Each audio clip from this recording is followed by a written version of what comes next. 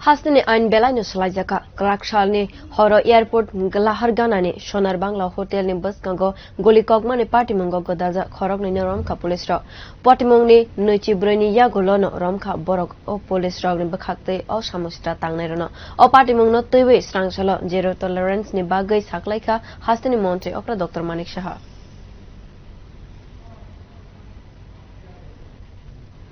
देखिए, अभी भी मेरा पास जो डाटा है मैं आप लोगों को बुला के एक दिन पूरा त्रिपुरा में जो लॉ एंड ऑर्डर वो डाटा आपको हम देंगे तो उस वक्त आपको समझ में आएगा और पब्लिक जानेगा कितना बेटर है हमारा जो लॉ एंड ऑर्डर सिचुएशन।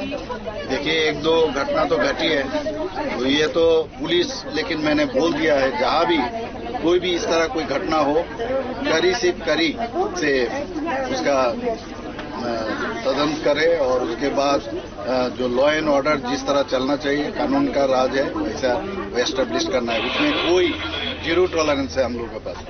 हुआ है, पहले भी हुआ था, उसका पहले भी और बहुत ही ज्यादा हुआ था। उसका कंपैरिजन भी आपके सामने हम रखेंगे, कुछ ही दिनों में आप समझ में आएगा। और मैं पुलिस को निर्देश दिया किसी भी जगह पर कुछ हम लोगों के तरफ से जीरो टॉलरेंस होना चाहिए।